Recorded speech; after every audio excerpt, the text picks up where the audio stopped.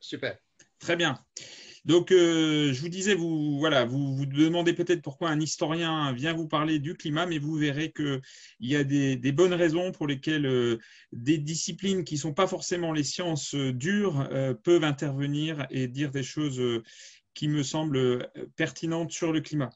Alors, ce soir, je voulais commencer par vous rappeler que le climat, c'est aujourd'hui la préoccupation numéro un des Français et des Européens aujourd'hui, même pendant cette période de coronavirus qu'on traverse actuellement.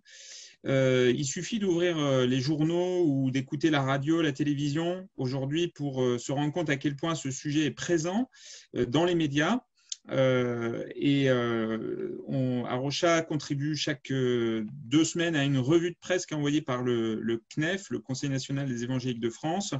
Et vous verrez, si vous êtes abonné à cette revue de presse, qu'il y a toutes les semaines des tas de sujets sur le sujet du changement climatique dans la presse et on en fait circuler un certain nombre.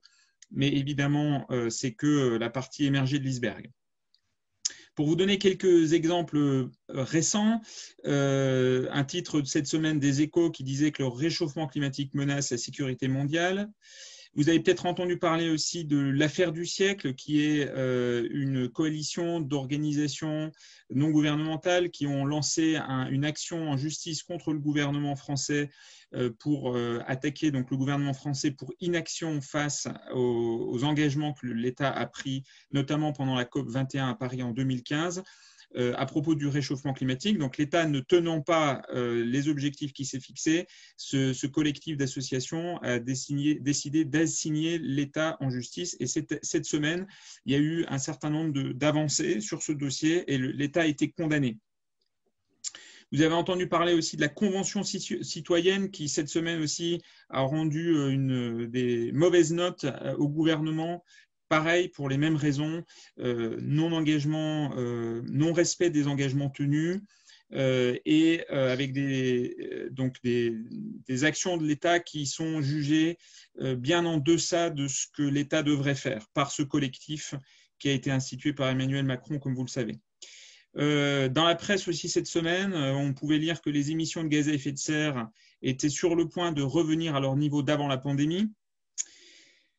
Où on pouvait encore lire aussi que les 5 dernières années sont les plus chaudes qui ont jamais été enregistrées dans un contexte de réchauffement climatique à long terme. Donc les 6 dernières années les plus chaudes ont toutes été enregistrées depuis 2015. Voilà. Alors ça, c'est pour vous donner juste un tout petit aperçu du sommet de l'iceberg des news qui sont chaque semaine déversées à propos du changement climatique. Or, on peut relever un certain paradoxe, c'est que malgré cette omniprésence dans les médias, ou peut-être à cause de cette omniprésence dans les médias, on a encore pas mal de climato-scepticisme dans nos églises, en particulier dans les églises évangéliques. Ce que je dis est peut-être un petit peu moins valable pour les églises protestantes unies, réformées, luthériennes.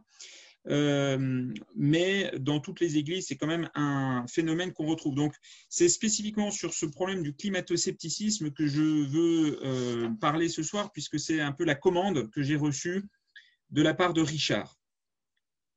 Alors, le but de cette présentation ce soir, ça sera d'essayer d'expliquer, de comprendre ce décalage entre, donc, d'une part, une opinion publique extrêmement préoccupée par cette question du changement climatique et la persistance dans nos milieux, notamment évangéliques, de forts courants climato-sceptiques. Et le but de comprendre ce décalage, c'est pour mieux connaître, comprendre, prier et agir pour combattre ce climato-scepticisme qui est bien sûr dommageable à la cause de l'action sur le changement climatique. Et dans une deuxième partie, je voudrais aussi essayer de donner quelques pistes pour savoir comment répondre si vous êtes amené à aller parler dans des églises de ces sujets ou plus modestement, entre guillemets, si vous rencontrez dans vos églises ou dans vos familles ou dans vos proches des gens qui font part d'opinions climato-sceptiques. Je vais définir un petit peu plus tard ce que c'est que j'entends par climato-scepticisme. Si vous rencontrez ce type d'opinion, qu'est-ce qu'on peut faire? Voilà, donc c'est un petit peu les buts de cet exposé de ce soir. Alors, je vais commencer par quelques petites remarques préliminaires sur ce que sera et ce que ne sera pas cet exposé. Donc, ça ne sera pas un exposé de la science du climat. Pourquoi? Je pourrais le faire, et je le fais d'ailleurs régulièrement. Ça fait 15 ans que je vais parler dans des églises du changement climatique.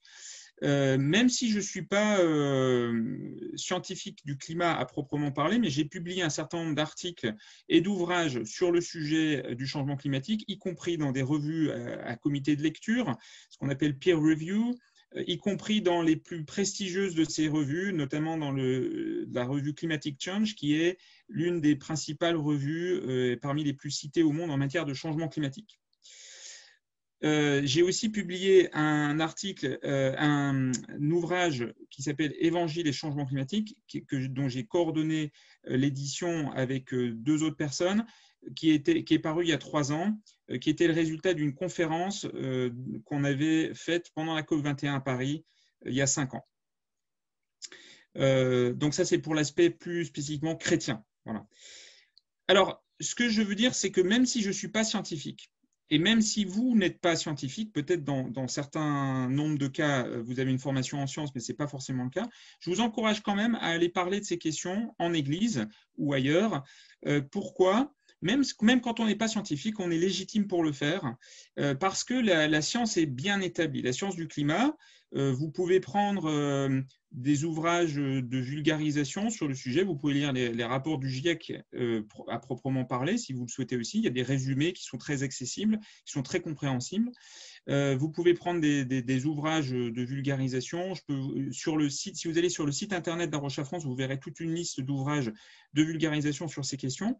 Et dans la mesure où vous faites simplement un résumé, je vois qu'on en montre certains sur vos écrans.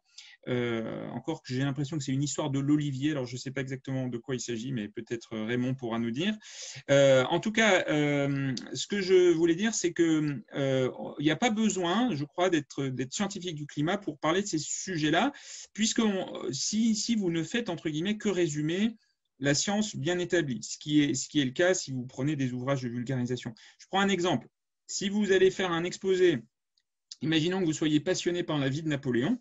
Si vous allez faire un exposé dans une église ou ailleurs sur la vie de Napoléon et que vous faites simplement de résumer ce que le consensus des historiens dit sur la vie de Napoléon, ça ne posera pas de problème. Personne ne vous reprochera ça. Il y a peut-être quelques historiens un peu pointus qui vous diront là, vous avez tel et tel détail que vous avez un petit peu raté, mais dans l'ensemble, vous devriez faire un bon boulot, même si vous n'êtes pas historien.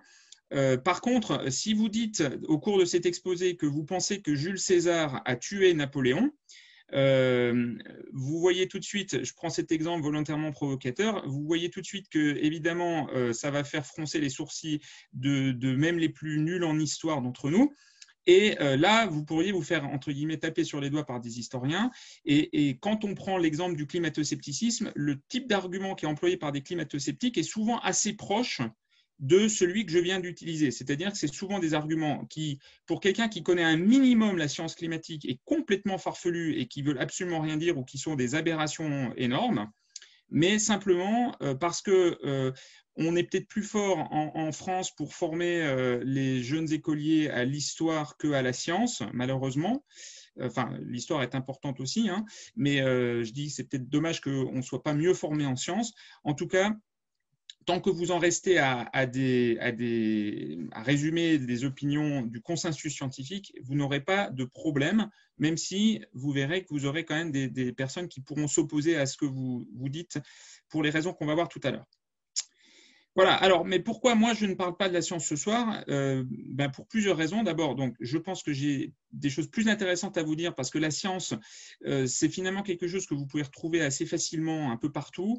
Encore une fois, je vous renvoie au lien allez voir le site d'Arocha, arocha.fr, vous verrez qu'il y a des ressources, à la fois des vidéos et aussi des ouvrages qui sont recommandés suivant ce que vous aimez. Je sais qu'aujourd'hui, beaucoup de gens se forment par le visionnage de vidéos, ce qui présente un certain nombre d'inconvénients parfois, mais c'est aussi un outil, ma foi, assez pratique. Et je vous invite aussi, donc vous trouvez un certain nombre de ressources. J'en mentionne une rapidement qui pour moi reste un documentaire que j'ai vu il y a 15 ans et qui me semble vraiment bon en termes de présentation générale de la science. C'est celui de Al Gore, Une vérité qui dérange. Il a aussi fait un deuxième documentaire qui s'appelle Une suite qui dérange, qui est paru, qui a été, comment on appelle ça, qui est sorti en salle en 2017. Voilà. Et vous pouvez retrouver ça sur des plateformes de streaming. Voilà. Donc, je vous recommande ça. Et puis, si vous allez voir sur l'agenda d'Arocha France, vous verrez aussi que le 18 mars, on aura une présentation par un physicien chrétien qui s'appelle Antoine Bretz dans le cadre de notre programme de formation des ambassadeurs. Alors, je vous invite, petite parenthèse, à faire allez voir sur notre site internet et je vois que Manon, merci, tu mets les liens dans le chat, c'est super. Je vous invite à aller voir sur notre site internet la page de présentation du réseau des ambassadeurs. Et si vous voulez participer à cette conférence de Antoine Brett sur la science du climat, vous pouvez vous inscrire, indiquer votre intérêt pour rejoindre ce réseau des ambassadeurs. Ça ne vous engage à rien du tout. Vous pouvez juste venir pour vous y former et vous pourrez donc assister, parce que c'est des sessions qui sont fermées, qui ne sont pas ouvertes à tous, mais si vous vous inscrivez donc sans engagement juste à rejoindre ce réseau des ambassadeurs, vous pourrez assister à cette formation qui ira beaucoup plus loin dans la science. Donc c'était aussi pour ne pas répéter ce que va faire Antoine, que je vous invite à vous connecter. Ça sera le 18 mars. Voilà. Et puis, voilà. Donc, alors, ceci dit, je vais quand même vous dire un mot sur ce que dit la science de façon très concise, parce que c'est un point essentiel, je pense, pour commencer une communication sur le changement climatique.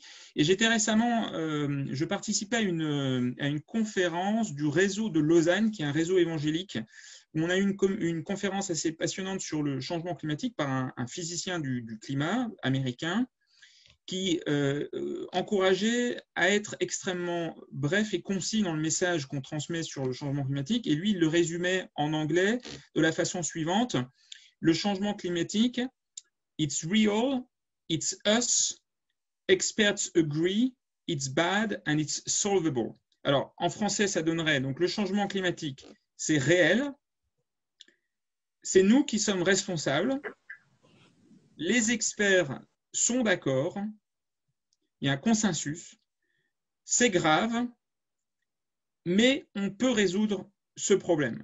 Alors, le dernier point, je ne vais pas en discuter ici. Je suis moins optimiste que le présentateur sur ce dernier point, mais ce n'est pas le sujet de la discussion de ce soir. En tout cas, pour dire qu'on peut résumer la science du climat de la façon suivante, de façon extrêmement succincte, pour commencer un exposé. Alors, ce que sera, je viens de vous dire ce que ne sera pas cet exposé, ça ne sera donc pas un exposé sur la science du climat, mais par contre, je voudrais essayer donc de vous aider à comprendre mieux le climato-scepticisme et à le contrer à partir d'une certaine expérience. Ça fait plus de 15 ans que j'interviens dans des églises et ailleurs aussi dans le domaine académique sur ce sujet. Ça fait 15 ans que je lis et que je réfléchis et que je passe par des périodes de colère et de découragement face à beaucoup de climato-sceptiques auxquels j'ai été confronté dans les occasions où j'ai parlé publiquement de ces sujets, et même pas que là. Et d'ailleurs, je vous dirais que c'est plutôt normal d'être découragé si ça vous arrive. Vous n'êtes pas les seuls. Et je m'appuie aussi sur l'expertise et sur la sagesse d'une organisation, Arocha, qui existe depuis près de 40 ans, donc une association chrétienne qui a été fondée par Peter Harris, un pasteur anglais. Je ne fais pas plus de présentations ici à Arocha parce que je crois qu'on fera ça la semaine prochaine, mais juste pour dire que ce que je vous dis, ça s'appuie aussi sur cette expérience de 40 ans de chrétiens qui se sont frottés avec ces questions de la sauvegarde de la création en général, du changement climatique en particulier, Et pour dire que c'est pas qu'Arocha n'est pas né de la dernière pluie, il y a certaines personnes qui découvrent ces sujets depuis 1 an ou 2. Il y a aucun problème à ça. C'est pas du tout. C'est très bien de découvrir ça récemment, mais je veux dire, il y a aussi une certaine maturité, une certaine expérience qu'on a pu acquérir au cours des années qui nous permettent aussi d'avoir un certain recul sur un certain nombre de choses. Et puis une autre raison pour laquelle j'interviens sur ces sujets, c'est que j'ai aussi, de par ma formation d'historien de l'environnement, une formation qui me permet aussi d'avoir appris par la recherche. J'ai travaillé pendant une dizaine d'années dans la recherche après mon doctorat. Aussi apprendre à avoir un certain regard critique sur les sources, sur le complotisme, dont je ne vais pas parler ici ce soir, mais qui est un thème qui est lié à celui du climato-scepticisme. Et je me suis dit donc qu'il y a aussi des choses importantes qu'on peut apprendre par les sciences humaines. Alors, je vais sans plus attendre rentrer dans le vif du sujet, donc pour vous proposer déjà de réfléchir un petit peu qu'est-ce que c'est que le climato-scepticisme. Alors, c'est un terme imprécis. Peut-être on pourrait plutôt dire qu'il s'agit de négationnisme, mais surtout c'est imprécis parce que le scepticisme en soi n'est pas mal, même en science ça peut être tout à fait une qualité, mais je dirais il y a plusieurs niveaux de scepticisme qu'on rencontre. Et ça évolue aussi rapidement. Plusieurs niveaux de scepticisme, il y a d'une part ceux qui ne croient pas du tout qu'il y a un réchauffement de la planète. Il y a ceux qui croient, alors ceux-là, ils sont de moins en moins nombreux, il y a ceux qui croient qu'il y a un réchauffement, mais qu'il n'est pas causé totalement ou principalement par les activités humaines. Alors typiquement, là, on a des gens qui disent oui, il y a un réchauffement, mais c'est dû à l'activité du soleil. Il y a aussi ceux qui croient qu'il y a un réchauffement, qui croient qu'il est causé principalement par les humains, mais que ce n'est pas bien grave. Par exemple, l'attitude qui consiste à dire quelques degrés de plus ou de moins, ça va faire beaucoup de mal. Et dans cette dernière catégorie, il y a aussi des gens qui croient que ce n'est pas la mission de l'Église de s'occuper de cette question. C'est une forme de, je dirais, de déni soft. Et peut-être dans une dernière catégorie qui apparaît depuis peu, et que je retrouve parmi des amis qui sont un petit peu dans des théories du complot. Ils n'aiment pas qu'on dise qu'ils sont complotistes, mais il y a des personnes qui sont convaincues qu'il y a un vrai problème, mais que les remèdes qu'on va tâcher d'apporter sont peut-être pires que le problème lui-même. Par exemple, ils craignent l'arrivée d'une dictature mondiale ou d'un espèce de complot des élites qui viendrait détruire les populations de la planète pour contrer le problème du changement climatique. Je ne sais pas si vous avez vu le film Kingsman, Service secret, ou plus récemment le film Tenet de Christopher Nolan. C'est des scénarios de fiction, hein, je tiens à le préciser, mais qui sont un peu basés sur ces idées-là, et certains de mes amis complotistes semblent avoir pris ce genre de scénario de fiction pour la réalité. Ce que je voudrais vous inviter, pour finir sur cette petite partie, à réfléchir, c'est de se dire que finalement, on est en fait un petit peu tous le climato-sceptique de quelqu'un. Et c'est de ne pas rejeter le climato-scepticisme sur les autres, et ce n'est pas moi. Pourquoi je dis ça?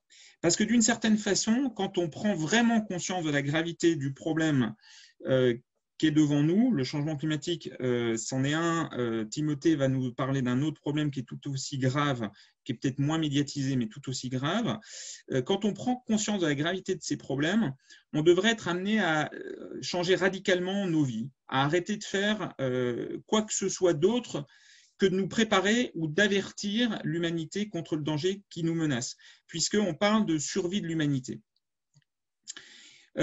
Par exemple, moi, j'ai décidé personnellement, à un moment de ma vie, il y a 15 ans, de changer radicalement de trajectoire professionnelle pour me consacrer à cette crise environnementale qui vient, qui était un changement relativement radical dans ma vie, mais pour un certain nombre de personnes, ce n'est pas assez radical.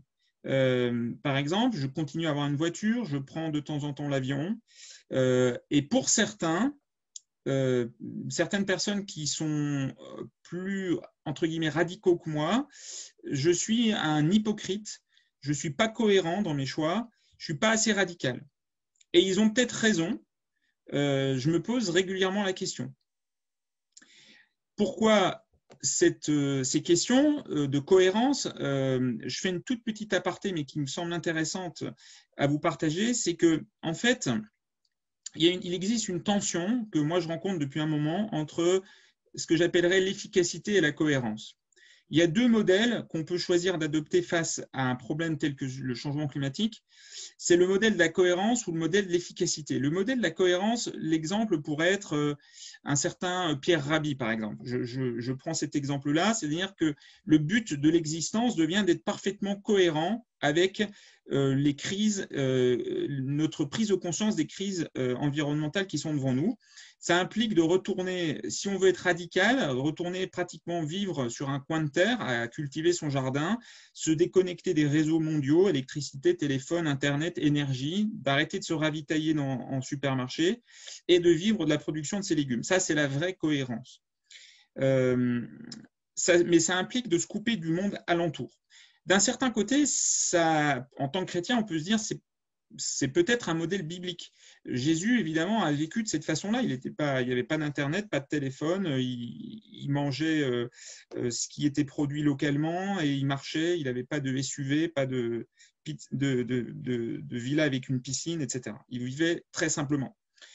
Mais derrière ce modèle cohérent, il y a parfois une certaine mentalité survivaliste qui consisterait à dire moi je me prépare à l'apocalypse de mon côté et tant pis pour le monde qui m'entoure. Ou alors il peut y avoir une autre tentation ou tentative, je ne sais pas, de justification par les œuvres qui consisterait à vouloir avoir la conscience pure, à être parfaitement cohérent face à un monde qui est sali par la pollution, la destruction et les problèmes moraux liés à notre façon de vivre, ce que finalement les chrétiens appellent le péché. Donc, le choix de certains, c'est d'être le plus cohérent possible. Mais ça se fait au détriment d'une certaine efficacité dans notre action. Et je prends un autre exemple à l'inverse de celui de Pierre Rabhi. Peut-être c'est des exemples un peu caricaturaux et peut-être Pierre Rabhi n'est pas le bon exemple.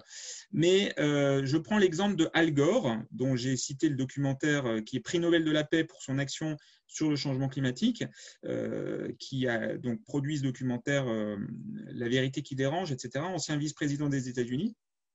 Et si vous regardez les documentaires qu'il a fait, vous verrez qu'il est régulièrement dans un avion en train de parcourir le monde pour aller parler de ce problème du changement climatique qui est son combat, le combat qu'il anime depuis plus de 40 ans. Et on peut se poser la question, et d'ailleurs il a été accusé d'un certain manque de cohérence par rapport à justement son empreinte carbone personnelle. Voilà, alors, je vous parlais de cette tension entre cohérence et efficacité pour vous dire que on est souvent le climato-sceptique de quelqu'un ou on n'est souvent pas assez radical pour certains qui sont plus radicaux que nous. Donc, ça nous invite à une certaine tolérance vis-à-vis des personnes à qui on parle.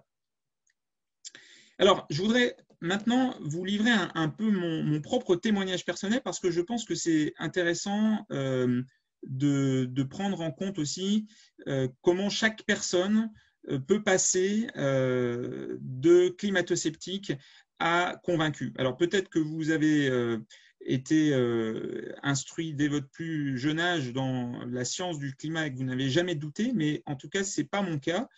Et j'ai été engagé en écologie depuis relativement jeune, notamment quand j'étais étudiant, j'étais déjà militant dans des associations de droit de la bicyclette, donc c'était dans les années 90. Mais je suis resté climato-sceptique pendant un assez long moment. Pourquoi ?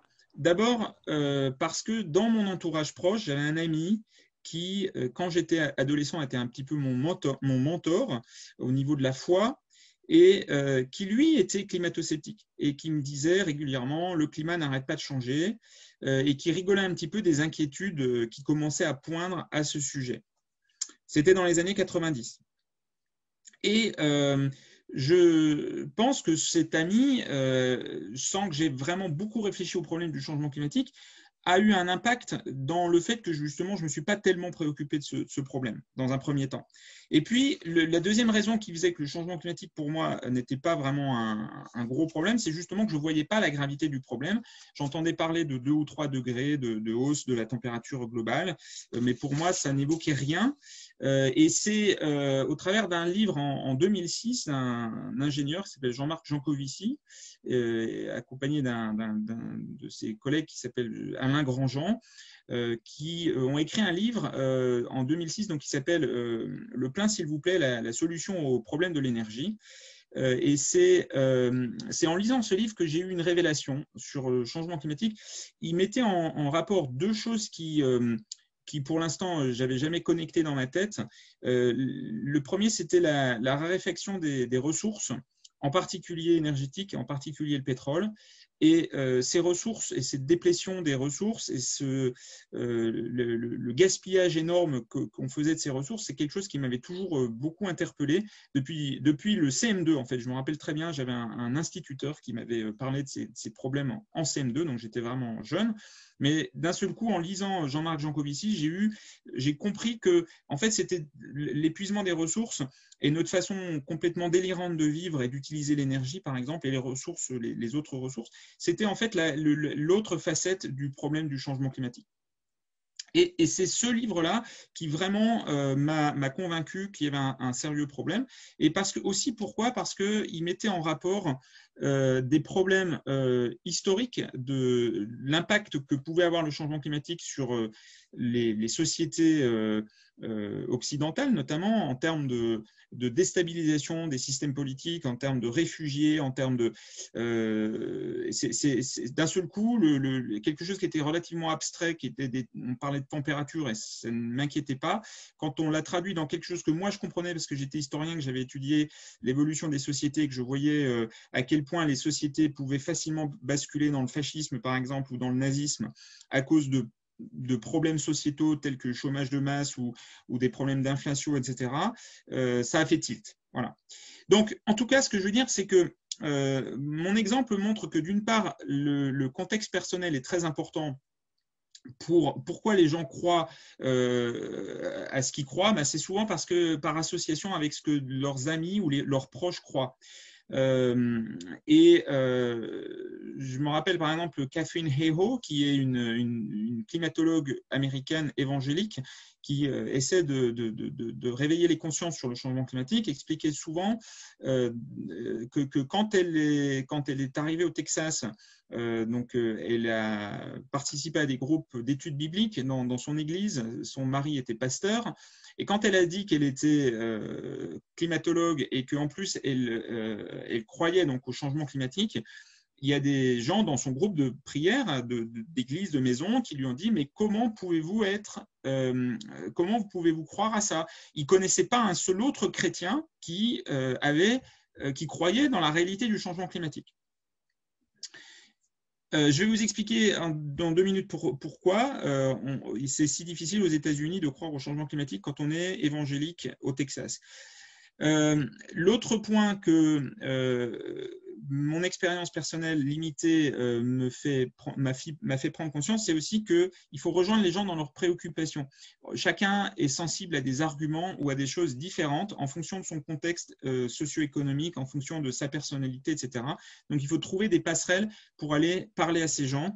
Par exemple, Katherine Hayhoe, pour reprendre cet exemple, confrontée au négationnisme de personnes, par exemple, sur le climat, dans le gouverneur du Texas, qui est aussi évangélique, elle allait le voir en essayant de montrer tout ce qu'elle avait en accord avec lui et à l'opposé d'essayer de ne pas créer plus de séparation entre elle et ses convictions et cette gouverneur du Texas. Voilà.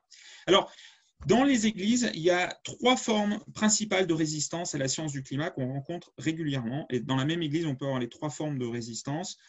C'est le déni, premièrement, donc, qui consisterait à nier la réalité du changement climatique ou la réalité du fait que c'est les hommes qui sont responsables de ce changement climatique. Le deuxième problème, c'est celui de dire que ce n'est pas la mission de l'Église. Et le troisième problème, qui est plus récent, mais qui est maintenant assez fréquent, c'est celui du fatalisme, c'est-à-dire une certaine tendance à dire on est bien convaincu qu'il y a un vrai problème, mais en fait, on ne peut absolument pas le résoudre et donc on va laisser tomber. Alors, pourquoi le climato-scepticisme ? Des climato-sceptiques, il n'y en a pas que chez les chrétiens, mais il y en a, le côté chrétien est particulièrement, renforce un certain nombre de traits climato-sceptiques. Je n'ai pas d'études statistiques sur la question précise, mais ça se vérifie de façon empirique. Je crois qu'il existe des études, j'en ai simplement pas retrouvé là en préparant cette intervention. Pourquoi cet état de fait ? Il y a des raisons historiques, je vais passer assez rapidement. La crainte du communisme au moment où est né l'écologisme politique dans les années 60-70, la critique du christianisme aussi, parmi les premiers écologistes, par exemple l'historien Lynn White qui a écrit un article qui accusait le christianisme d'être une des raisons pour la dégradation de l'environnement. Des raisons de ce que j'appelle les packs idéologiques. Alors, je vous renvoie à un livre qui s'appelle Évangile et changement climatique, dont j'ai fait allusion tout à l'heure, qui est listé sur notre site internet, où je développe ça un petit peu. En gros, pour faire simple, aux États-Unis et dans les églises évangéliques françaises, il y a beaucoup d'influences qui viennent des États-Unis. Aux États-Unis, pour des raisons historiques et sociologiques diverses qui seraient trop longues de détailler ici, il y a eu un alignement dans les années 70-80 des évangéliques et de la droite. Et il y a eu une espèce d'alignement des idées. Par exemple, les évangéliques ont considéré qu'un certain nombre de sujets étaient plus chrétiens, entre guillemets, et méritaient plus qu'on s'y intéresse que d'autres. Par exemple, sur les questions d'homosexualité, sur les questions d'avortement, sur les questions de la défense de l'État d'Israël. Mais ils oublient un certain nombre d'autres causes qui sont plus associées aux démocrates, notamment la lutte contre la pauvreté, l'accès aux soins de santé, par exemple, l'accueil des réfugiés et la sauvegarde de la création. Ce que je dis est plus vrai pour les États-Unis, c'est moins vrai en Grande-Bretagne. Mais donc le changement climatique est associé souvent à un pack de gauche avec d'autres sujets qui sont tout à fait pas évangéliques compatibles, on va dire, notamment le droit des homosexuels ou le droit à l'avortement. C'est souvent des milieux qui ne se parlent pas du tout. Il y a un certain nombre de méfiances des médias traditionnels envers les médias traditionnels, soi-disant mainstream, qui sont souvent les principaux canaux par lesquels les journalistes appellent à des changements radicaux face au changement climatique. Vous verrez bien sûr les exemples de Donald Trump qui tapait régulièrement sur les médias parce qu'il les accusait de véhiculer des messages libéraux qui étaient hostiles aux opinions des évangéliques américains. Une certaine méfiance pour la science aussi, liée à la méfiance vis-à-vis de la théorie de l'évolution et liée aussi au point que je viens de citer. Des raisons sociologiques. En France, des études montrent, alors dans tous les pays, des études montrent que plus on est diplômé, en gros, plus on a des diplômes universitaires, plus on a fait des longues études, et plus on est préoccupé par les sujets en lien avec la protection de la nature et de l'environnement. Or, les évangéliques sont souvent en France, évidemment il y a plein d'exceptions, mais c'est souvent des églises qui sont plutôt issues de l'immigration, qui sont avec des milieux souvent sociologiquement plus défavorisés, où les études longues ne sont pas toujours valorisées. Voilà, alors à toutes ces raisons, on pourrait ajouter des autres raisons qui sont liées à l'action de lobby des industries du pétrole et des industries de l'automobile, par exemple, qui ont amené un certain nombre d'études bidonnées, on va dire, pour essayer de semer le doute sur la question du changement climatique.